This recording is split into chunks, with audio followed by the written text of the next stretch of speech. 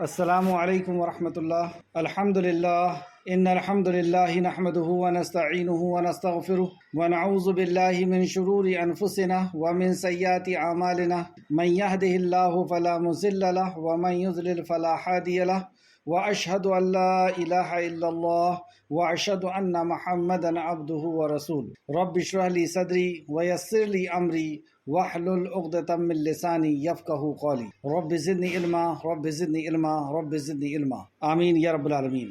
ہر قسم کی تعریف اور شکر اللہ رب العزت کے لیے لائق اور زیبا ہے، جو ساری کائنات کو وجود بخشنے والا، ہر مخلوق کی حفاظت کرنے والا اور ہر مخلوق کی ضرورتوں کا پورا کرنے والا ہے۔ درود و سلام ہو انبیاء اکرام پر، خصوصاً نبی مکرم رحمت للعالمین امام الانبیاء محمد صلی اللہ علیہ وسلم پر اور آپ کے اصحاب پر۔ معزز سامعین اکرام، آج انشاءاللہ تعالیٰ سورہ مائدہ کی آیت نمبر 3 سے کلاس شروع ہوگی۔ اللہ رب العزت سے دعا ہے کہ اللہ رب العزت ہمیں صحیح معنوں میں قرآن مقدس کو سمجھنے، یعنی قرآن کو خود قرآن کی روح سے، قرآن کو صحیح احادیث سے، قرآن کو صحابہ کرام کے اقوال سے ویسا سمجھنے کی اللہ ہمیں توفیق عطا فرمائے جیسا نبی مکرم صلی اللہ علیہ وسلم نے سمجھایا، صحابہ نے سمجھا، اس پر ایمان لایا اور عمل کیا، ویسا ہمیں ایمان لانے اور عمل کرنے کی اے خالق مالک تو ہمیں توفیق عطا فرمائے، آمین یا رب العالمین۔ لفظی ترجمے کے اوپر غور کریں۔ آیت نمبر 3 سورہ مائدہ۔ اعوذ باللہ من الشیطان الرجیم، اے اللہ ہم تیری پناہ میں آتے ہیں شیطان سے۔ بسم اللہ الرحمن الرحیم، اللہ کے نام سے جو رحمان اور رحیم ہے۔ حرمت، حرام کیا گیا، کس پر؟ یہ پچھلی آیت سے، یہ جیسے پچھلی آیت میں کہا گیا یا ایھا الذین آمنو، اے لوگو جو ایمان لائے ہو، تو یہ ایمان والوں سے ہی مسلسل خطاب چل رہا ہے کہ تم پر یہ چیزیں بھی حرام ہیں۔ حرمت، حرام کیا گیا، علیکم، تم پر، میتۃ، مردار، تو مردار اللہ رب العزت نے حرام کیا ہے، مرا ہوا جانور، جیسے جانور کا ذکر پیچھے چل رہا ہے، مویشیوں کا، والدم، اور خون، دوسرا خون بھی حرام کر دیا گیا، واللحم، اور گوشت، خنزیر کا، تیسرا خنزیر کا گوشت بھی تمہارے اوپر حرام ہے، وما، اور جو احل، پکارا گیا، لغیر اللہ، اللہ کے غیر، لغیری، واسطے غیر کے، یعنی غیر اللہ کے واسطے سے جو پکارا گیا ہے وہ بھی تمہارے اوپر حرام ہے۔ بہی، اس کو، المنخانقات، اور گلا گھوٹ کر مرنے والا، گلا گھوٹ کر کے اگر کوئی جانور مرا ہے قصدن یا زبردستی کسی کو گلا گھوٹ کر کے مارا گیا ہے تو وہ جانور بھی حرام ہے۔ اور چوٹ لگ کر مرنے والا، چوٹ لگ کر کے اگر کوئی جانور مرا ہے تو وہ بھی تمہارے اوپر حرام ہے۔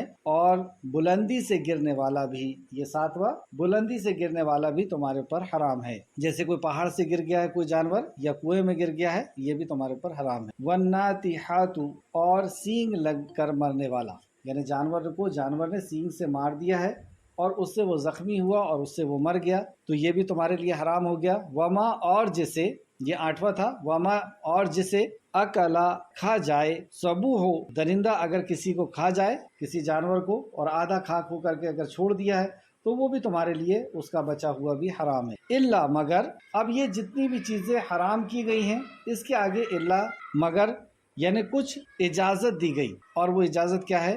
ما، جس کو، زکیتم، ذبح کر لیا تم نے، یعنی یہ کوئی بھی کنڈیشن تھی، کوئی اوپر سے گرا تھا یا جانور نے زخمی کیا تھا یا کسی نے گلا گھونٹنے کی اس کی کوشش کی تھی لیکن وہ زندہ تھا اور تم نے اس کو ذبح کر لی، تو اس کی روح نہیں نکلی تھی، وہ مرا نہیں تھا، اور تم نے اگر ذبح کر لیا تھا تو وہ تمہارے لیے حلال ہو، مگر جس کو ذبح کر لیا گیا۔ وما، اور جو، ذبح، ذبح کیا گیا، علی النصوب، آستانوں پر، وان، اور یہ کہ تم قسمت معلوم کرو، تو یہاں پر 10ویں چیز جو حرام اس آیت میں بتائی گئی، وما، اور جو، ذبح، ذبح کیا گیا، علی النصوب، آستانوں پر، آستانوں پر یعنی جہاں پہ اللہ کے علاوہ کسی غیر کی عبادت ہوتی ہے اس جگہ اگر کسی جانور کو اللہ کے نام پر بھی اگر ذبح کیا گیا تو بھی حرام، جیسے اللہ کے علاوہ جس جگہ کسی اور چیز کی عبادت ہوتی ہے وہاں پر اللہ کی عبادت بھی منع ہے،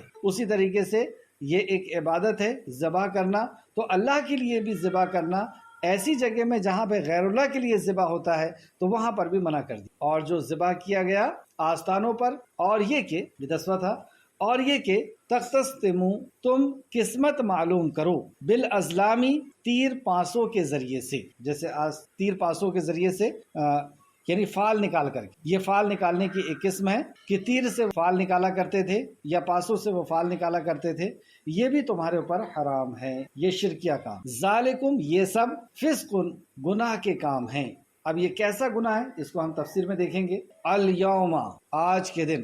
یہاں تک 11 چیزیں جس کے حرمت کے تعلق سے یہاں پہ بیان کیا. حرمت کہہ کر کے اللہ نے بات شروع کی اور 11 چیزوں کا ذکر فرمایا. الیوم، آج کے دن، یئیسا، مایوس ہو گئی، الذین، وہ جنہوں نے، کفروا، کفر کیا، کفر کرنے والے آج کے دن مایوس ہو گئے، من دینکم، تمہارے دین سے، فلا، تو نہ، تخشوہم، تم ڈرو ان سے، وخشونی، اور ڈرو مجھ سے. یعنی آج کے دن وہ مایوس ہو گئے ہیں کہ تم اپنے دین سے پھر جاؤ گے یا وہ اس دین کے اندر آ جائیں گے. یہ مایوسی ان کے اندر ہو گئی ہے. اب تم ان سے مت ڈرو اور صرف اللہ سبحانہ وتعالیٰ سے ڈرو. یہ بھی ایک حکم ہے جس کو آپ 12واں نمبر لکھ سکتے ہیں. الیوم، آج کے دن، اکمل، تو مکمل کر دیا میں نے. اکمل، تو یہ ضمیر اللہ کی طرف لوٹ رہی ہے. کس نے مکمل کیا اس دین کو؟ دین یعنی زندگی گزارنے کا طریقہ جو اللہ رب العزت نے نازل فرمایا. اور اللہ فرماتا ہے کہ اس دین کو میں نے مکمل کر دی، کمپلیٹ کر دیا. لکم، تمہارے لیے، دینکم، دین تمہارا، یہ تمہارے لیے تمہارا دین مکمل کر دی. وَأَتْمَمْتُ، اور تمام کر دی میں نے، علیکم، تم پر، نعمتی، نعمت اپنی. یہ اللہ کی بہت بڑی نعمت ہے جو ہمیں دستور حیات اللہ سبحانہ وتعالیٰ نے عطا فرمایا. اور اس دین کو اللہ نے ہی نازل کیا اور اس کو کمپلیٹ کر دیا. کمپلیٹ کر دیا یعنی اب اس میں کچھ گھٹانے کی اور بڑھانے کی ہمارے اندر ویسے بھی کوئی وقت نہیں ہے کہ یہ دین اللہ کا ہے، اللہ نے نازل کیا اور اب وہ کمپلیٹ ہو گیا. یعنی اب اس کے اندر کچھ بھی کمی اور زیادتی نہیں ہونے والی. اور اس آیت کے انداز سے ہی پتہ چل رہا ہے کہ یہ آخر آیت ہے جو احکام کے تعلق سے نازل. اس کو بھی ہم تفسیر میں دیکھیں گے. وَأَتْمَمْتُ، اور تمام کر دی ہم نے، علیکم، تم پر، نعمتی، نعمت اپنی، وَرَضِیتُ، اور پسند کر لیا میں نے، راضی ہو گیا اللہ سبحانہ وتعالیٰ، لکم، تمہارے لیے، اسلام، اسلام کو، دینا، بطور دین. یعنی بطور دین ہونے کی حیثیت سے اللہ رب العزت نے اسلام کو پسند کر لیا. یعنی اب اسلام کے علاوہ کوئی اور دین، کوئی اور زندگی گزارنے کا طریقہ اللہ رب العزت قابل قبول نہیں ہوگا. اللہ کے نزدیک اللہ قبول نہیں کرے گا. تو جو کوئی مجبور کیا جائے. اب یہاں پہ ایک اور کنڈیشن کہ یہ چیزیں تو حرام ہے تمہارے لیے، لیکن اگر تم مجبور کر دیے جاؤ، موت تمہارے سر پر ہے اور تمہیں کھانے کے لیے کوئی چیز نہیں مل رہی ہے، تو یہ حرام چیز بھی اس وقت تمہارے اوپر حلال ہو جائے گی. اس لیے یہاں پر اس انداز میں یہاں فرمایا گیا، اور جو کوئی مجبور کیا گیا، فی مخمصات، بھوک میں، غیر متجانف، نہیں مائل ہونے والا، لاسم، طرف گناہ کی، مطلب گناہ کی طرف مائل ہونے کا اس کا ارادہ نہیں ہے لیکن وہ مجبور کر دیا گیا ہے بھوک کی وجہ سے. فإن اللہ، تو بے شک اللہ، غفور، بہت بخشنے والا، رحیم، اور نہایت رحم فرمانے والا. یعنی ایسی اگر کنڈیشن میں کوئی پھنس گیا ہے جہاں پر اسے پانی نہیں مل رہا ہے اور جان بچانے کے لیے اسے شراب پینا پڑ رہا ہے تو وہ پی سکتا ہے. کھانا نہیں مل رہا ہے اور وہ مر رہا ہے بھوک کی وجہ سے تو جان بچانے کے لیے وہ کھانا کھا سکتا ہے. اس کو اب ہم تفسیر میں دیکھیں گے. آئے تفسیر کی طرف. اعوذ باللہ من الشیطان الرجیم. اور تمہارے لیے حرام کیا ہے مردہ جانور. نمبر 1، مردہ جانور اللہ نے حرام کر دیا. دوسرا، خون حرام کر دیا. سور کا گوشت. تیسرا، اور وہ جانور جس پر اللہ کے سوا کسی اور کا نام پکارا گیا ہو. چوتھا، اور گلا گھوٹ کر مر جانے والا. پانچواں، چوٹ لگ کر کے مرنے والا. ایک تو گلا گھوٹ کر کے مرنا الگ چیز ہے، چوٹ لگ کر کے مرنے والا یہ بھی حرام ہے. اوپر سے گر کر کے مرنے والا. ساتواں، یہ بھی حرام ہے. کسی کا سینگ لگ کر کے مرنے والا. آٹھواں، اور وہ جانور بھی جسے درندہ کھا جائے، درندہ یعنی شیر یا کتا وغیرہ اسے کھا جائے، سوائے اس کے جسے تم ذبح کرو. اب ان سارے جانوروں کی جس کی لسٹ بتائی گئی 9 جانوروں کی، یہ مر رہے ہیں اور مرنے کے پہلے اگر اس کو ذبح کر لیے تو یہ تمہارے لیے حلال ہو جائے. اور وہ جانور سوائے اس کے جسے تم ذبح کر لو، اور وہ جانور جو آستانوں پر ذبح کیا جائے.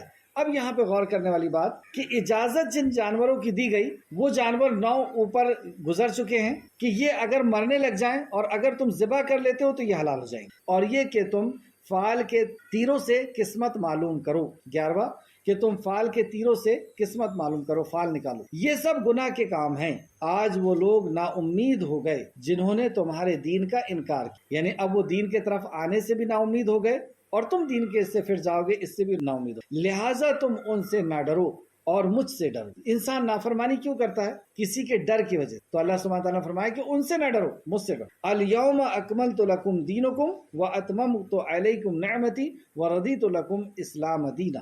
آج میں نے تمہارے لیے تمہارا دین مکمل کر دی۔ دین زندگی گزارنے کا طریقہ اللہ نے نازل کیا اور اسے کمپلیٹ کر دی، اور تم پر اپنی نعمت پوری کر دی، یہ اللہ کی نعمت، اور تمہارے لیے اسلام کو دین کے طور پر پسند کر دیا، یعنی زندگی گزارنے کے طور پر اسلام کو پسند کر دیا۔ بس جو شخص بھوک سے بے بس ہو جائے جبکہ وہ گناہ کی طرف مائل ہونے والا نہ ہو تو یقیناً اللہ بہت بخشنے والا اور نہایت رحم فرمانے والا ہے۔ پوائنٹ نمبر 1، تم پر حرام کیا گیا ہے مردار جانور اور خون۔ ابن عباس رضی اللہ عنہ سے کلیجی کے بارے میں پوچھا گیا تو آپ نے جواب دیا کہ کھا سکتے۔ لوگوں نے کہا وہ تو خون ہے۔ آپ نے فرمایا جو خون حرام ہے اس سے مراد بہتا ہوا خون ہے۔ تفسیر ابن ابو حاتم جلد نمبر 5 صفحہ نمبر 1406۔ اور اس کا ذکر سورہ انعام میں بھی ہے، آیت نمبر 145 میں، کہ بہتا ہوا خون۔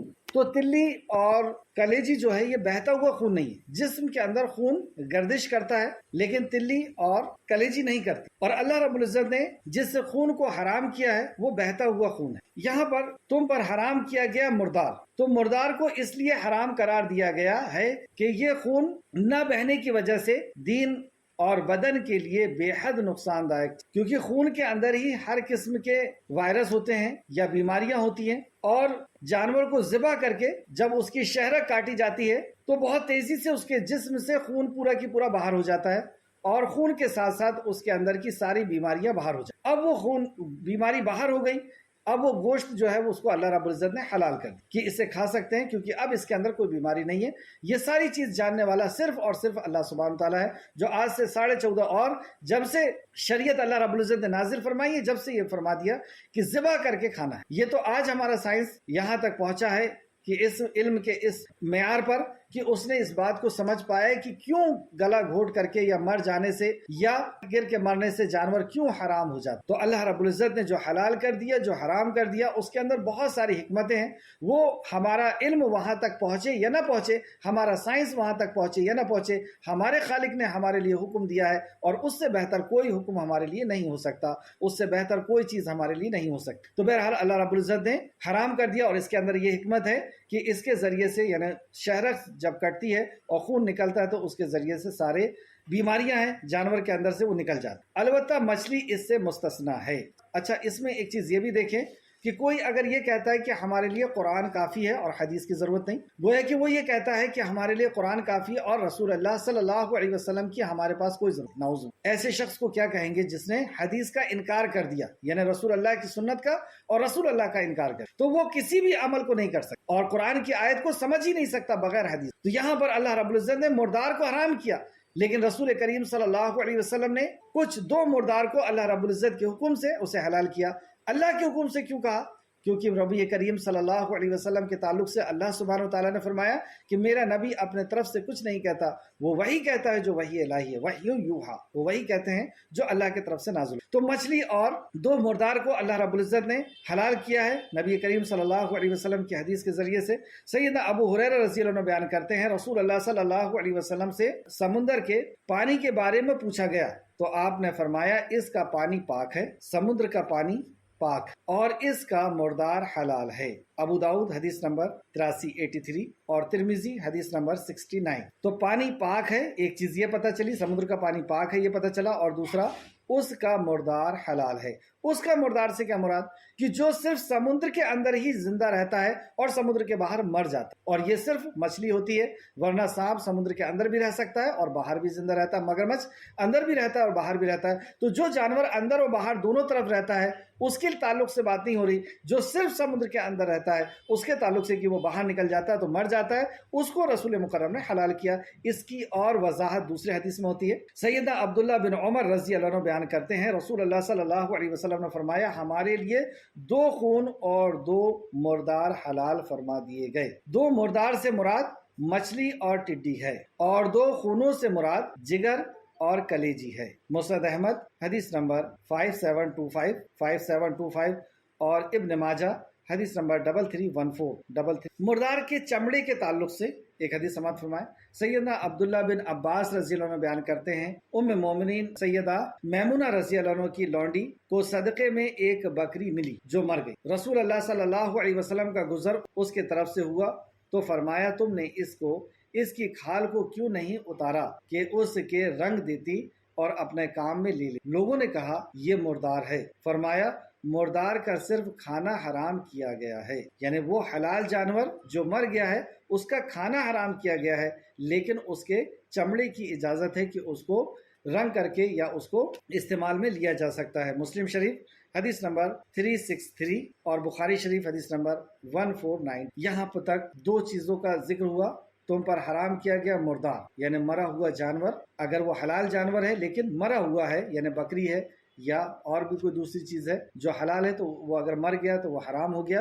اور دوسرا خون بھی اس کا حرام ہے، یعنی بہتا ہوا خون اگر وہ ہے تو وہ حرام۔ اور خون حرام ہونے کی حکمت کیا ہے؟ کیونکہ اسی کے اندر ساری بیماریاں ہوا کر۔ تیسرا حکم سور کا گوشت۔ سور خواہ پالتو ہو یا جنگلی، جس طرح اس کا گوشت حرام ہے اسی طرح اس کے جسم کے باقی تمام اعضاء اور چربی وغیرہ بھی حرام ہیں۔ سور پوری کی پوری حرام، وہ زندہ ہو کر کے اس کو ذبح بھی کیا جائے گا تو بھی حرام ہے، وہ اسے پالا جائے اور صاف اور ستھری چیز بھی کھلائی جائے تو بھی وہ حرام ہے، اگر وہ جنگل میں رہ کر کے پلی ہے یا گندگی کھا کر کے پلی ہے تو بھی وہ حرام، ہر کنڈیشن وہ حرام ہے۔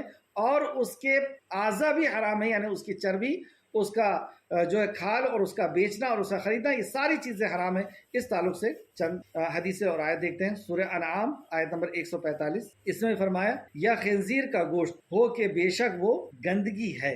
اللہ رب العزت نے اس سے گندگی، اس کے بزنس کے تعلق سے کہ اس کی خرید و فروخت کیسی ہوگی، اس کا کیا حکم ہے۔ سیدنا جابر بن عبداللہ رضی اللہ عنہ بیان کرتے ہیں، رسول اللہ صلی اللہ علیہ وسلم نے فرمایا اللہ اور اس کے رسول نے شراب، مردار اور خنزیر اور بتوں کی خرید و فروخت کو حرام کر، بتوں کی خرید و فروخت بھی حرام ہے اور خنزیر کی خرید و فروخت یعنی اس کی ٹریڈنگ، اس کا بزنس، یہ بھی۔ عرض کیا گیا اے اللہ کے رسول، مردار کی چربی کے بارے میں کیا حکم ہے؟ یعنی اس کی چربی کے بارے میں کیا حکم؟ اس سے کشتیوں کو روغن کیا جاتا ہے، یعنی اس کو کھاتے نہیں ہیں بلکہ اس کو کشتی کو پالش کیا جاتا ہے، چمڑے کو تیل لگایا جاتا ہے یعنی چمڑے کو بھی پالش کیا جاتا ہے، اور لوگ اسے چراغ میں استعمال کرتے ہیں یعنی روشنی کے لیے استعمال کرتے ہیں، تو فرمایا نہیں یہ حرام ہے۔ بخاری شریف حدیث نمبر 2236 2236 اور مسلم شریف حدیث نمبر 1581 1581۔ تو پتہ یہ چلا کہ اس کی چربی بھی حرام ہے۔ اب اس کے تعلق سے آپ دیکھیں گے کہ آج مارکیٹ کے اندر جو پروڈکٹ آ رہے ہیں، خاص طور پر ان کے جو یہودی ہیں اور نصرانی ہیں، ان کے پاس تو حلال و حرام کی وہ تمیز نہیں ہے کہ کیا چیز حلال و حرام ہے، تو وہ ان کے ہاں چربی بھی، سور جو ہے وہ جائز ہے، وہ لوگ کھاتے ہیں، تو اس کی چربی سے بعض پروڈکٹ وہ بناتے ہیں جس سے اس کے اندر اس کو باقی رکھا جائے اور اس کے اندر اور زیادہ ٹیسٹ وغیرہ پیدا کیا جائے، تو یہ ای کوڈ لکھ کر کے اور اس کو 300 کے اوپر کا یہ کوڈ دیتے ہیں۔ انشاءاللہ تعالی کلاس کے ختم ہونے پر میں آپ کے گروپ میں وہ ای کوڈز ڈال دوں گا جو علامت ہوتے ہیں یا خبر ہوتے ہیں کہ یہ چربی سور کی چربی سے میں اس کے اندر ملائی گئی ہے، سور کی چربی وہ فیٹس اس کے اندر ملائے گئے ہیں، وہ اس بات کی علامت ہوتے ہیں، وہ ای کوڈ کر کے کچھ نمبرز ڈال دیں۔ یہ حرام ہے ہمارے لیے اور یہ گندی چیز، اور ایسی گندی چیز ہے، ابھی وقت کم ہے، یہ آج میں ایک ہی آیت لے پاؤں گا، ورنہ میں آپ کو بتاتا کہ خنزیر، اور خود بھی آپ ریسرچ کریں،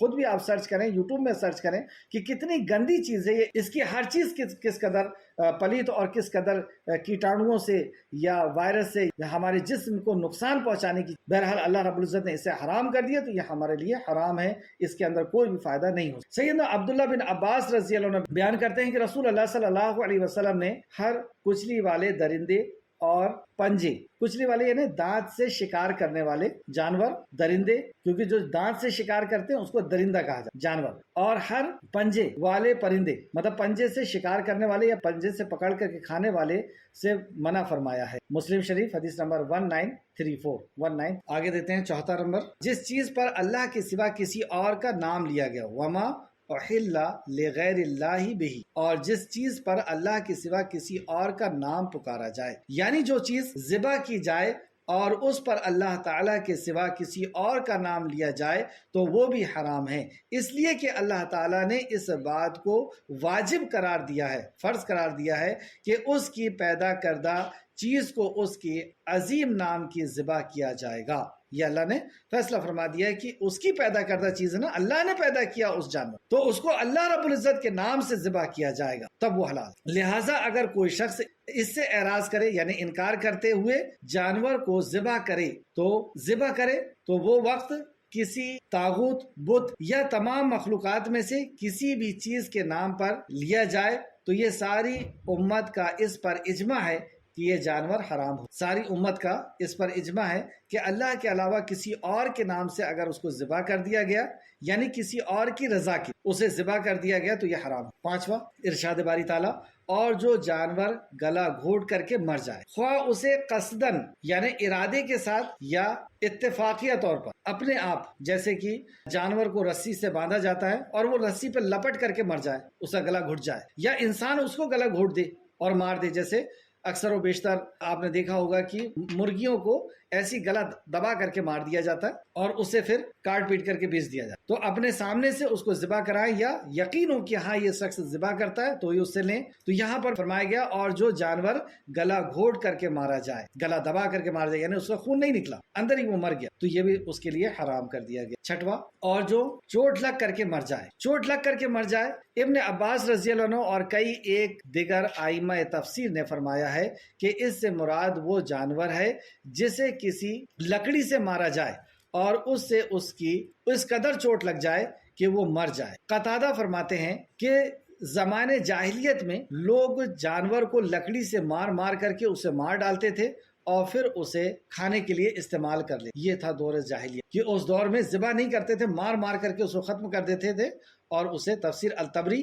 جلد نمبر 6 صفحہ نمبر 93 اور تفسیر ابن کثیر جلد نمبر 2 صفحہ نمبر 269 میں یہ بیان ہے۔ تو دور جہالت میں آپ دیکھیں کہ یہ بھی کیا جاتا تھا کہ جانور کھڑا ہوا ہے اور اس کی ران کو کاٹ کر کے نکال لیے اور اس کو پکا کر کے کھا لیے اور جانور پھڑ ایسا وہ دور، ایسا ظلم انسانوں کے اوپر، جب اپنی اولاد کو جو زندہ دفن کر دیتے تو جانوروں کے ساتھ کیا نہیں کرتے، تو اسے مار کر کے ختم کرتے تھے اور پھر اس کو استعمال کرتے تھے۔ اللہ سبحانہ تعالیٰ نے اس رسم کو ختم کیا اور فرمایا کہ وہ جانور تمہارے اوپر حرام ہو جائے گا اگر تم نے اس کو مار کر کے ختم کیا اور وہ چوٹ لگ کر کے مرا ہے گا، اسے ذبح کیا جائے گا۔ اور ساتواں، اور جو گر کر کے مر جائے، ابن عباس رضی اللہ عنہ سے روایت کیا ہے کہ اس سے مراد وہ جانور ہے جو پہاڑ سے گر کر کے مر جائے۔ قتادہ کہتے ہیں کہ اس سے مراد وہ جانور ہے جو کنویں میں گر کر کے مر جائے، وہ ہے کہ گر کر کے وہ مرا ہے، کنویں میں گر کر کے مرا ہے یا پہاڑ سے گر کر کے مرا ہے، وہ حرام کر دیا گیا۔ یہی صفحہ نمبر 269 اور تفسیر الطبری کے حوالے سے جلد نمبر 6 صفحہ نمبر 93 کے حوالے سے نقل کیا۔ آٹھواں، اور جو سینگ لگ کر کے مر جائے، اس سے مراد وہ جانور ہے جو کسی دوسرے جانور کے سینگ مارنے سے مر جائے تو وہ بھی حرام ہے، خواہ وہ سینگ اسے زخمی کر دے یا وہ سینگ اس کے شہرک تک پہنچے اور شہرک سے ہی خون نکلا ہو، جہاں سے چھری لگنے سے خون نکلتا ہے وہاں سینگ لگنے سے بھی اگر خون نکلا ہے، کیونکہ سینگ لگنے سے مرا ہوا جانور اللہ نے حرام کر دیا تو یہ کسی بھی کنڈیشن میں یہ مرا ہے، یہ سینگ لگنے سے اگر مرا ہے تو یہ حرام۔ تفسیر ابن کثیر۔ نواں، اور وہ جانور بھی حرام جس کو درندہ پھاڑ دے، یعنی جس پر شیر، چیتا، بھیڑیا یا کتا وغیرہ حملہ کرے، اس کے کچھ حصے کو کھا لے اور وہ اس کی وجہ سے مر جائے تو بھی وہ گوشت جو ہے وہ حرام ہے۔ اور اس کے بعد ارشاد باری تعالیٰ، مگر جس کو تم مرنے سے پہلے ذبح کرو، یہ اوپر سے وہ گرا تھا یا سینگ لگی تھی یا گلا گھٹا تھا لیکن وہ مرا نہیں، وہ پھڑپھڑا رہا ہے اور اسی بیچ میں اگر اس کو ذبح کر دیا گیا، اس کا خون نکل گیا اس کے جسم سے، وہ اب، کیونکہ اگر وہ زندہ ہے اور شہرک پہ اگر چھری چلے گی تو اس کا وہ خراب خون جو ہے وہ باہر آئے۔ علی بن ابو طلحہ نے حضرت ابن عباس رضی اللہ عنہ سے فرمان باری تعالیٰ کے بارے میں دریافت کیا۔ فرمان باری تعالیٰ کون سا؟ مگر جس کو تم ذبح کرو، اس کے بارے میں دریافت کیا یعنی پوچھا۔ اس سے مراد یہ ہے کہ ان جانوروں میں سے جن میں بھی روح موجود ہو اور تم ان کو ذبح کر لو تو وہ تمہارے لیے حلال ہے۔ تفسیر الطبری جلد نمبر 6 صفحہ نمبر 96۔ آگے اللہ سبحانہ تعالیٰ فرماتا ہے، اور وہ جانور بھی حرام ہے جو تھان پر ذبح کیا جائے، یعنی آستانوں پر جو جانور ذبح کیا جائے گا وہ بھی۔ مجاہد اور ابن جریر کہتے ہیں، یہ مفسرین ہیں، کہ نسب سے مراد وہ پتھر ہے جو کعبہ کے ارد گرد میں لگائے گئے. کعبہ کے ارد گرد جو پتھر لگائے گئے تھے، اس سے وہ مراد ہے کہ وہاں جا کر کے لوگ اس کو ذبح کرتے. اس تعلق سے اور بھی حدیثیں ہیں، جیسے آپ دیکھ سکتے ہیں ابو داؤد کی ایک حدیث، رسول اللہ صلی اللہ علیہ وسلم کے زمانے میں ایک شخص نے نظر مانی کہ وہ بوانا کے مقام پر ایک اونٹ کو ذبح کرے گا. غور کریں، نبی کریم صلی اللہ علیہ وسلم کے زمانے میں ایک مسلم، انہوں نے ایک نظر مانی کہ وہ اگر یہ کام ہو جائے گا تو وہ بوانا کے مقام پر ایک اونٹ کو ذبح کرے گا. تو ظاہر سی بات ہے کہ نظر اللہ رب العزت سے مانا کہ اللہ اگر یہ میرا کام ہو گیا تو میں بوانا مقام پر ایک اونٹ کو ذبح کر. جب نظر پوری ہونے کا وقت آ گیا تو وہ شخص نبی کریم صلی اللہ علیہ وسلم کے پاس آیا. اس نے کہا میں نے بوانا کے مقام پر ایک اونٹ نہر کرنے کی نظر مانی ہے، نہر یعنی ذبح کرنے کی، سو کیا اب نظر کو پوری کر دوں؟ رسول اللہ صلی اللہ علیہ وسلم نے حاضرین سے دریافت کیا، مطلب وہاں پہ جو لوگ تھے ان سے پوچھا کیا وہاں ایام جاہلیت کے بتوں میں سے کسی بت پوجا کی جاتی؟ مطلب یہ اس مقام پر جا کر کے اللہ کے نام سے جانور ذبح کرنا چاہتے ہیں کیونکہ نظر اللہ کی ہے، لیکن اس مقام پر کیوں کرنا چاہتے ہیں؟ کیا وہاں پہ دور جاہلیت میں کسی بت کی پوجا کی جاتی تھی اس مقام پر؟ لوگوں نے کہا نہیں. تو آپ صلی اللہ علیہ وسلم نے پوچھا کیا وہاں مشرکین کی عید میں سے کوئی عید تھی، یعنی کوئی میلہ لگتا ہے وہاں پر؟ تو لوگوں نے کہا نہیں. آپ نے اس شخص کو فرمایا اپنی نظر پوری، یعنی شرک کے راستے تک کو رسول کریم صلی اللہ علیہ وسلم نے بند کہ جس جگہ میں اللہ کے غیر کی عبادت ہوتی تھی، اللہ کے غیر کو نظر کیا جاتا تھا یا ذبح کیا جاتا تھا، وہاں پہ اللہ کی عبادت. اور اسی طرح ہم نے کتاب التوحید کے کلاس میں بھی پڑھا کہ جہاں پر اللہ کے علاوہ کسی غیر کی عبادت ہوتی ہے وہاں پر اللہ کی عبادت منع کر، یہاں تک کہ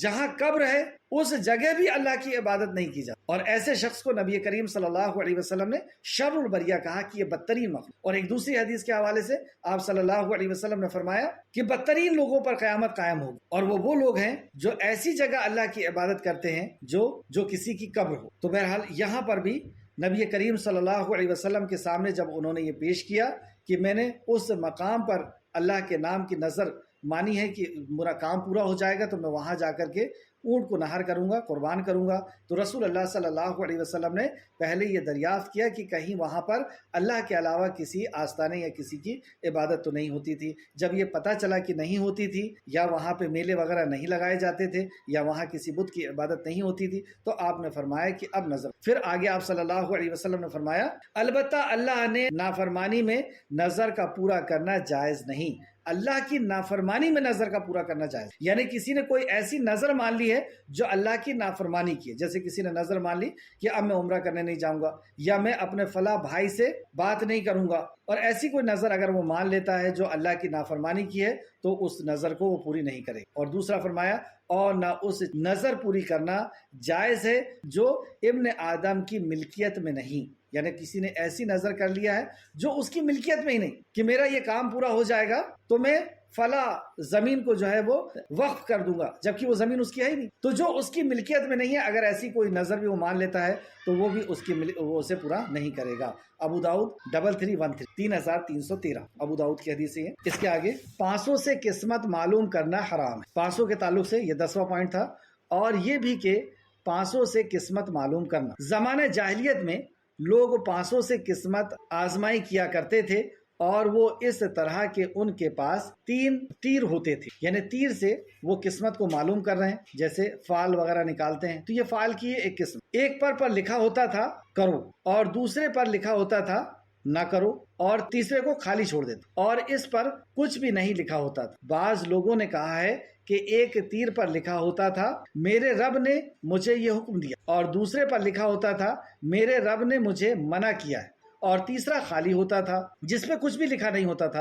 اور جب وہ انہیں فضا میں اڑاتے اور تیر اوپر آ جاتا جس پر کام کرنا لکھا ہوتا تو وہ کام کرتے، یعنی تیر کے اوپر وہ لکھتے اور اسے فضا میں آسمان پر اڑاتے، تیر کو چھوڑتے، اور جب وہ تیر نیچے آتا اور جس طرف لکھا ہوا ہوتا ہے کہ ایسا کرنا ہے یا تمہارے رب نے ایسا کرنے کا حکم دیا ہے یا تمہارے رب کی طرف سے یہ جائز ہے تو وہ کام کو کرتے، اور اگر وہ تیر پلٹ جاتا اور اس پہ لکھا ہوتا، جیسے کہ ہم لوگ سکے کو اچھال کر کے اور دیکھتے ہیں کہ یہ سیدھے طرف سے آیا، چت ہے یا پٹ ہے، تو اس طریقے سے وہ لکھ دیتے، اور اگر ویسا ہوتا تو وہ اس کام کو کرتے، یا نہ کرنے والا اوپر آ جاتا تو اسے نہ کرتے، اور اگر خالی تیر اوپر جاتا تو وہ اسے اس عمل کو دوبارہ کرتے۔ اور کچھ طرح تفسیر ابن کثیر جلد نمبر 2 صفحہ نمبر 271۔ اسی طرح یہ بھی کرتے کہ پرندے کو چھوڑتے اور پہلے سے یہ طے کر لیتے کہ پرندہ اگر دائیں طرف جائے گا تو یہ کام ہم کو کرنا ہے، جیسے کہ نکاح کا معاملہ ہے یا کاروبار کا معاملہ ہے یا کسی سے بزنس میں پارٹنرشپ کرنا ہے یا کوئی بھی ایسا کام جو تذبذب کے اندر ہے کہ یہ کروں یا نہیں کروں، تو اس کام کو کرنے کے لیے وہ ایسے حربے اپناتے تھے جو بالکل شرک، کہ اب پرندے کو چھوڑ رہے ہیں اور پہلے سے یہ کر لیا کہ اگر یہ دائیں طرف جائے گا تو گویا کہ مجھے اس لڑکی سے یا اس لڑکے سے نکاح کرنا ہے، اگر دائیں طرف جائے گا تو مجھے سفر کرنا ہے، دائیں طرف جائے گا تو مجھے جو بھی اس کا کام ہے کاروبار کرنا ہے، اور اگر بائیں طرف جائے گا تو نہیں کرنا ہے۔ جیسے ہماری طرف ہوتا ہے سگن اب سگن، کہ چپل الٹی پڑی ہے تو ایسا ہو جائے گا، دودھ گر گیا ہے، یا رات میں اگر جھاڑو لگا دیں گے تو برکت باہر چلی جائے گی، یا رات میں ناخن کاٹ لیں گے تو ایسا ہو جائے گا، پھوٹا آئینہ دیکھ لیں گے تو ایسا ہو جائے گا۔ یہ جو اب شگن مانتے ہیں، بلی نے راستہ کاٹ دی تو اب بالکل غلط ہو جائے گا، تو یہ زندگی کا بنانے بگاڑنے والا، تقدیر کا لکھنے والا، کیا یہ بلی ہے، کیا یہ آئینہ ہے، یا کیا یہ دودھ جو گر گیا ہے وہ ہے، یا جھاڑو اگر تم نے نکال دیے تو یہ کیا تقدیر تمہاری بدل دے گی یہ جھاڑو؟ اللہ اکبر، یہ سب مخلوق ہیں۔ لوگوں نے جانور کی اگر عبادت کی ہے، پتھر کی ہے، پیڑ کی ہے، تو ہم نے اس کو کافر اور مشرک کہا، اور ہمارے عقیدے یہ رہے کہ بلی کے سامنے سے نکل جانے سے اب ہماری جو ہے، اگر ہم نے راستہ کاٹ دیا تو قسمت ہماری ٹوٹ جائے گی، فلاح ہو جائے گا، منگل سوتر اگر ٹوٹ گیا تو وہ شوہر مر جائے گا، فلاح ہو جائے گا۔ اس قسم کی جو چیزوں کو انسان نے یہ سمجھ لیا کہ اس کے وجہ سے ایسا ہوگا، کرنے والی ذات صرف اور صرف اللہ سبحانہ تعالیٰ کی ہے، وہی تقدیر لکھتا ہے، وہی تقدیر کو مٹاتا ہے، اور یہی مشرکین مکہ تھے، یہی سب ان کے اندر بھی یہ چیزیں تھی جو آج مسلمانوں کے گھروں کے اندر سے ایسی آوازیں آتی ہیں کہ صاحب یہ آئینہ ٹوٹ گیا، اب اس میں ہم نہیں دیکھ سکتے، قسمت ٹوٹ جائے گی۔ تو قسمت کا بنانے بگاڑنے والا یہ آئینہ ہو گیا۔ اگر کسی نے جانور کو اور پتھر کو یا پیڑ کو سمجھ لیا کہ وہ قسمت کا بنانے بگاڑنے والا تو ہم اس کو فوراً کافر کہتے ہیں، اور ہم نے اگر یہ عقیدہ رکھا ہے کہ جانور کے سامنے سے نکلنے، بلی سے راستہ کاٹ دینے سے، اس قسم کے بہت ساری اس میں آج معاشرے کے اندر ہے، اور یہ سارے عقائد شرک کے عقائد۔ کرنے والی ذات اور تقدیر کے لکھنے والی ذات صرف اور صرف اللہ کی ہے،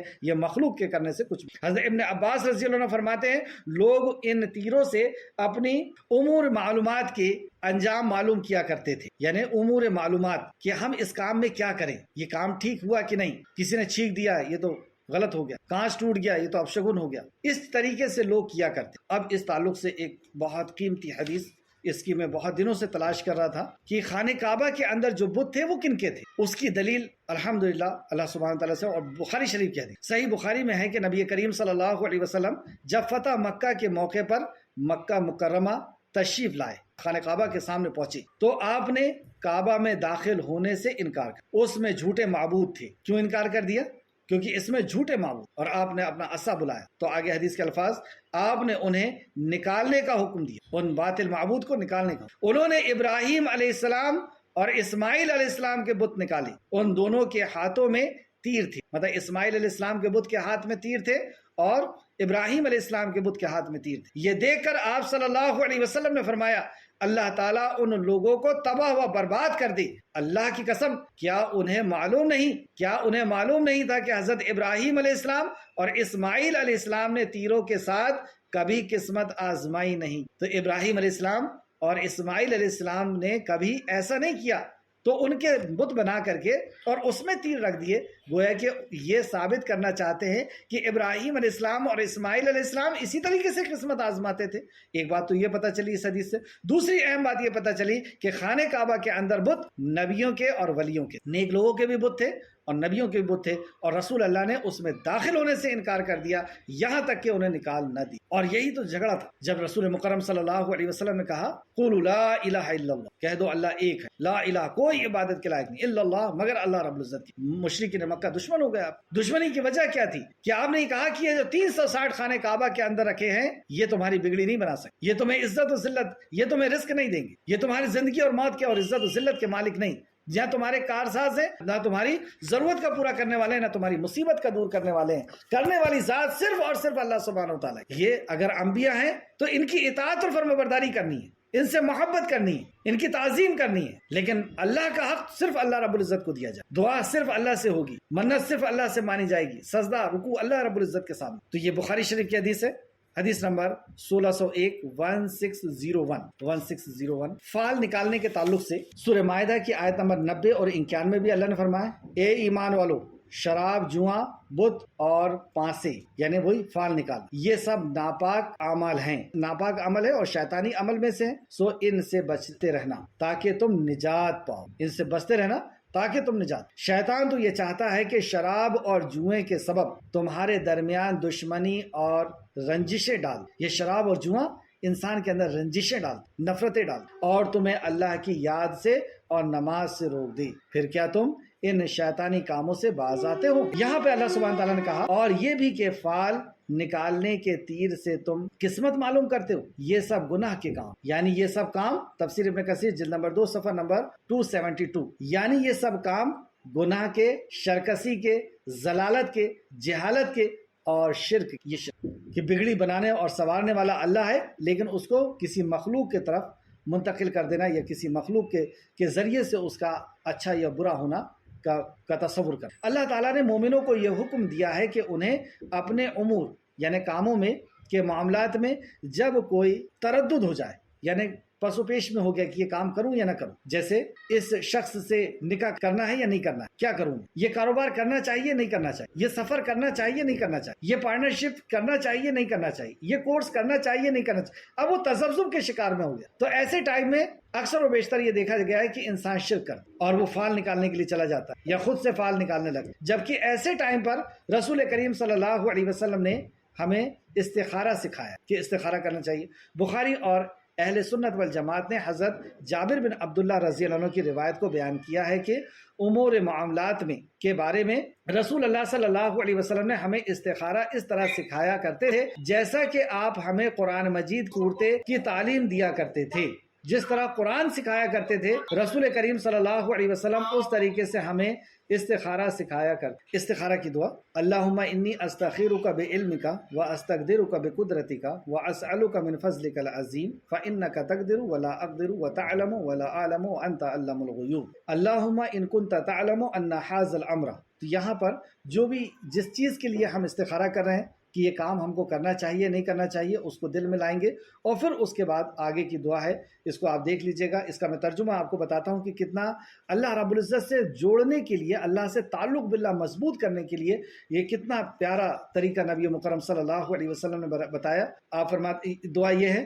اگر تم میں سے کسی کو کوئی اہم معاملہ درپیش ہو تو اس کو چاہیے کہ وہ فرض نماز کے علاوہ 2 رکعتیں ادا کرے اور کہے، یعنی فرض نماز کے علاوہ 2 رکعت ادا کرے اور اس میں یہ دعا پڑھے، کہے اے اللہ میں تیرے علم کے ذریعے سے تجھ سے خیر اور بھلائی طلب کرتا ہوں۔ واقعی اللہ عالم الغیب ہے، ہم نہیں جانتے کہ وہ ہمارے لیے کیسا رہے، وہ کام ہمارے لیے کیسا رہے گا، یہ ہم نہیں جانتے، لیکن اللہ جانتا۔ تو اللہ رب العزت سے ہم مشورہ کر رہے ہیں، استخارہ یعنی اللہ سے مشورہ۔ اللہ میں تیرے علم کے ذریعے سے تجھ سے خیر اور بھلائی کا طلب کرتا ہوں، اور تیری قدرت کے ذریعے سے تجھ سے قدرت طلب کرتا ہوں، اور تیری عظیم فضل کا تجھ سے سوال کر، اس لیے کہ تو ہی ہر کام کی قدرت رکھتا ہے، یعنی جو ہم کرنا چاہ رہے ہیں ہمارے بس میں نہیں کہ ہم وہ کام کر لیں، اے اللہ تو ہر کام کی قدرت رکھتا، اور میں کسی بھی کام کی طاقت نہیں رکھتا، اور تو سب کچھ جاننے والا ہے اور میں کچھ نہیں جانتا۔ اس پارٹنر کے بارے میں، اس سفر کے بارے میں یا اس کاروبار کے بارے میں ہم کچھ نہیں جانتے، اللہ تو سب کچھ جاننے والا جانتا ہے، اور تو ہی تمام پوشیدہ یعنی چھپی ہوئی باتوں کو خوب اچھی طرح جاننے والا ہے۔ اے اللہ یہ کام اگر میرے لیے، یہاں پر ہم جس بھی کام کا ارادہ کیے اس کام کو یہاں لیں گے، یہاں دین کے اعتبار سے، اور میں میرے حق میں میرے لیے میرے دین کے اعتبار سے اور اخروی اعتبار سے میرے حق میں بہتر ہے تو اسے میرے لیے مقدر فرما، یعنی یہ دین اور دنیا کے اعتبار سے اگر یہ کام میرے لیے بہتر ہے، یعنی اس سے نکاح کرنا یا کاروبار کرنا یا سفر کرنا اگر بہتر ہے، دین کو پہلے لایا گیا کہ دین کے اعتبار سے اور آخرت کے اعتبار سے اور دنیا کے اعتبار سے اگر یہ بہتر، اور اس میں میرے لیے آسانی فرما دے، اب اس کام کو میرے لیے آسان کر دے، اس کاروبار کو یا اس سفر کو میرے لیے آسان کر، پھر اس میں میرے لیے برکت بھیج دے، عطا فرما دے۔ اے اللہ اگر یہ کام میرے لیے اور میرے دین، میری دنیا، میرے معاش اور میری آخرت کے اعتبار سے، یا آپ نے یہ فرمایا میری دنیاوی زندگی کے اعتبار سے اور اخروی زندگی کے اعتبار سے، آخرت کی زندگی کے اعتبار سے میرے حق میں برا ہے تو مجھے اس کام سے اور اس کام کو مجھ سے دور کر، سبحان اللہ، اور جس کام میں بھی میرے لیے خیر اور بھلائی ہے اس کو میرے لیے مقدر کر دے۔ اب آخر میں کیا کہہ رہا ہے بندہ کہ یہ کام اگر میرے لیے نہیں ہے ٹھیک تو اس کو میرے سے دور کر دے، مجھے اس سے دور کر دے، یعنی میرا دل اس سے ہٹا دے، اس کا دل مجھ سے ہٹا دے اور مجھے وہاں لے چل جہاں میرے لیے بھلائی مقرر، اور مجھے اسے عطا فرما دے اور پھر مجھے اس سے راضی کر دے۔ سبحان، یہ اصل پوائنٹ ہے کہ مجھے اس سے راضی کر دے، یعنی اس سفر سے میں راضی ہو جاؤں، اس بزنس سے میں راضی ہو جاؤں۔ اور جب انسان کسی چیز سے راضی ہو جاتا ہے کہ ہاں یہ کام مجھے کرنا ہے اور اس کے لیے تیار ہو جاتا ہے، وہ کام بہت آسان اس کے لیے ہو جاتا ہے۔ بخاری شریف حدیث نمبر 1162 یہ اور بھی کئی جگہ ہے۔ آگے اللہ سبحانہ تعالیٰ نے فرمایا اسلام کامل دین ہے کتاب، آج میں نے تمہارے لیے الیوم اکملت لکم دینکم واتممت علیکم نعمتی ورضیت لکم اسلام دین، آج میں نے تمہارے لیے تمہارا دین مکمل کر دی اور تم پر اپنی نعمت پوری کر دی اور تمہارے لیے اسلام دین کے بطور پسند کر۔ اس امت پر اللہ تعالیٰ کے یہ سب سے بڑا اور عظیم الشان نعمت ہے کہ اس نے ان کے لیے اس دین کو کامل اور مکمل کر دیا، یعنی یہ دین زندگی گزارنے کا طریقہ اللہ سبحانہ تعالیٰ نے نازل کیا، کیونکہ وہی جانتا تھا کہ اس انسان کے لیے کیا چیز بہتر، کیا حلال ہونا چاہیے، کیا حرام ہونا چاہیے، کیا کھانا چاہیے، کیا نہیں کھانا چاہیے، کیا پینا چاہیے، کیا نہیں پینا چاہیے، کیا پہننا چاہیے، کیا نہیں پہننا چاہیے، کیسی اس کی سوچ ہونا چاہیے، کیسے اس کے عمل ہونا چاہیے، یہ وہی جانتا تھا جس نے انسان کو پیدا کیا۔ تو اس اللہ سبحانہ تعالیٰ کا یہ بہت عظیم الشان احسان ہے کہ اس نے ہمیں زندگی گزارنے کا طریقہ دیا اور اس زندگی گزارنے کے طریقے کو سمجھانے کے لیے رحمت للعالمین امام الانبیاء کو منتخب اور اسے مکمل کیا، کمپلیٹ کیا۔ گویا کہ اگر کوئی دین کے اندر کوئی نئی چیز داخل کر رہا ہے تو وہ دین کو مکمل نہیں سمجھ رہا، وہ اس آیت کا منکر ہے، اور کوئی اگر اس دین کے اندر سے کوئی چیز نکال لے رہا ہے تو گویا کہ اس نے بھی دین کو کمپلیٹ نہیں سمجھا۔ جب اللہ نے اس دین کو کمپلیٹ کر دیا ہے تو پھر اب ہمارے اندر یہ طاقت نہیں کہ ہم اس کے اندر سے کوئی چیز نکالیں یا اس کو داخل کریں۔ یہاں ساری کائنات کا خالق اور مالک کہہ رہا ہے کہ میں نے اس کو نازل کیا اور میں نے اس کو کمپلیٹ کیا، اب ہم اس کے اندر نہ کوئی ایک چیز بڑھا سکتے ہیں نہ ایک چیز گھٹا سکتے ہیں، اور اگر ایسا کیا تو یہ بدعت ہوگی، اور بدعت یہ بہت بڑی گمراہی ہے۔ اور ہر خطبے میں نبی مکرم صلی اللہ علیہ وسلم یہ فرمایا کرتے تھے کل بدعت ضلالہ وکل ضلالۃ، کہ ہر بدعت گمراہی ہے، وہ چھوٹی ہو بڑی ہو حسنہ ہو سیاہ ہو کوئی بھی نہیں، ہر قسم کی بدعت جو ہے برائی ہے اور وہ جہنم تک لے جائے۔ تو دین کو کامل اور مکمل کر دیا، اب انہیں اسلام کے سوا نہ کسی اور دین کی ضرورت ہے اور نہ اسے نبی کریم صلی اللہ علیہ وسلم کے سوا کسی اور نبی کی ضرورت۔ شریعت اللہ کی طرف سے آ گئی اور طریقہ اس کو کیسے عمل کرنا ہے یہ رسول مکرم صلی اللہ علیہ وسلم، اب نہ رسول اللہ کے علاوہ اسے کسی اور کی ضرورت اور نہ دین کے علاوہ کسی اور دین کی ضرورت۔ یہی وجہ ہے کہ اللہ تعالیٰ نے آپ کو خاتم النبیین بنا کر قیامت تک کے لیے جنوں اور انسانوں کے لیے مبعوث فرما دیا۔ لہٰذا اب حلال وہ ہے جسے آپ حلال فرما دیں اور حرام وہ ہے جسے آپ حرام قرار دے دیں، دین وہ ہے جو آپ پیش فرمائیں۔ دین کیا ہے؟ جو آپ صلی اللہ علیہ وسلم پیش فرمائے، اور آپ نے جو فرمایا وہ حق اور سچ فرمایا۔ جب یہ آیت کریمہ نازل ہوئی تو حج اکبر کے دن نازل ہوئی تو حضرت عمر رضی اللہ عنہ رونے لگے۔ جب یہ آیت نازل ہوئی اور حج اکبر کے دن نازل، نبی مکرم صلی اللہ علیہ وسلم کا حجۃ الوداع، بداعی کا حج تھا، اور یہ آیت نازل ہوئی تو اس آیت کو سن کر کے حضرت عمر فاروق نبی کریم صلی اللہ علیہ وسلم نے فرمایا روتے کیوں ہو؟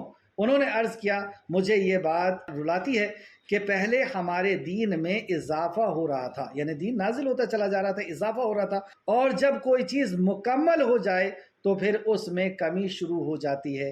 آپ نے فرمایا تم سچ کہتے۔ تفسیر الطبری جلد نمبر 6 صفحہ نمبر 106 اور 107، تفسیر ابن کثیر جلد نمبر 2 صفحہ نمبر 274 274۔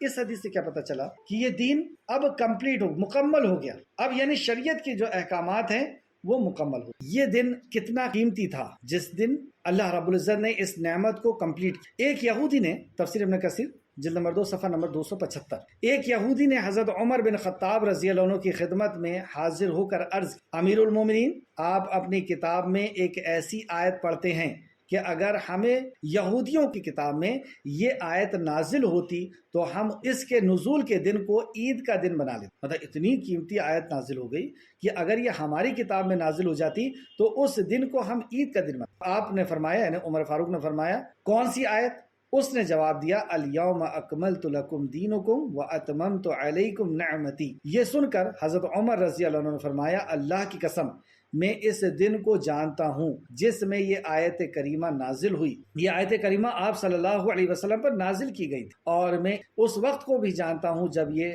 رسول مکرم پر نازل ہوئی. یعنی اس دن کو بھی جانتا ہوں، اور اس وقت عرفے کی شام کا تھا. عرفے کی شام کا، یعنی 9 ذی الحجہ کا دن تھا، عرفے کی شام کا تھا، اور دن جمعہ مبارک تھا. اور ہماری تو یہ دونوں دن عید کے دن، یعنی وہ بھی دن عید کا تھا اور جمعہ بھی جو ہے وہ ہمارے لیے عید کا دن ہے. تو ایسا اللہ رب العزت نے اس آیت مبارکہ کو نازل فرمایا. مسند احمد اور بخاری اور مسلم نے بھی اس کو روایت کیا ہے. بخاری شریف حدیث نمبر 4545 اور مسلم شریف حدیث نمبر 3017. آخر میں اللہ فرماتا ہے، پس جو شخص بھوک میں لاچار ہو جائے جبکہ وہ گناہ کے طرف مائل ہونے والا نہ ہو تو یقیناً اللہ بہت بخشنے والا اور مہربان. یعنی کوئی ایسی جگہ میں قید کر لیا گیا ہے جہاں پہ اب اسے کھانے کے لیے کچھ نہیں دیا جائے، یا ایسے جنگل میں وہ گم ہو گیا ہے جہاں کھانے کے لیے کوئی چیز نہیں ہے اور پانی بھی نہیں ہے، اب وہ مر رہا ہے. تو اپنی جان بچانے کے لیے، کیونکہ جان بچانا اس کے لیے زیادہ ضروری ہے، تو وہاں پر یہ حرام جو ہے اس کے لیے حلال ہو. تو وہ صرف اتنا، یعنی وہ شرکسی کرنے کا اس کا ارادہ نہیں ہے، اللہ کی نافرمانی کرنے کا اس کا ارادہ نہیں ہے، صرف اس کو جان بچانے کے حد تک اس کو وہ کھانا چاہتا ہے. تو اللہ رب العزت نے اسے جان بچانے کی اجازت دی، یعنی اتنا وہ پانی پی سکتا ہے، اتنا وہ کھانا کھا سکتا ہے جتنا وہ جان بچ جائے. لیکن ایسے وقت میں بھی اگر وہ جان نہیں بچاتا، جو اسے چھوٹ دی گئی اس چھوٹ کا وہ فائدہ نہیں اٹھاتا ہے اور وہ مرتا ہے، تو یہاں پر بھی وہ پکڑا جائے. جو چھوٹ اللہ رب العزت نے اسلام کے اندر دی ہے اس چھوٹ کو بھی ہمیں استعمال کرنا ہوگا، اسے بھی قبول کرنا ہوگا، اور جس چیز سے روکا ہے اس چیز سے ہمیں رکنا ہوگا، جس چیز کا حکم دیا اس چیز کو کرنا ہو. آخر میں اللہ رب العزت سے دعا ہے کہ خالق مالک جو کچھ بھی ہم نے پڑھا اس میں مزید ہمیں غور و فکر کرنے کی تو توفیق عطا فرما، اور ہمیں جب تک زندہ رکھ ان احکام و مسائل پر، ان اوامر و نواہی کے اوپر ہمیں ایمان لانے اور عمل کرنے کی تو توفیق کے ساتھ ہمیں زندہ رکھ. ہمارا خاتمہ بالخیر فرما اور نیکوکاروں کے ساتھ ہمارا شمار فرما دے. آمین یا رب العالمین. السلام علیکم ورحمۃ اللہ وبرکاتہ.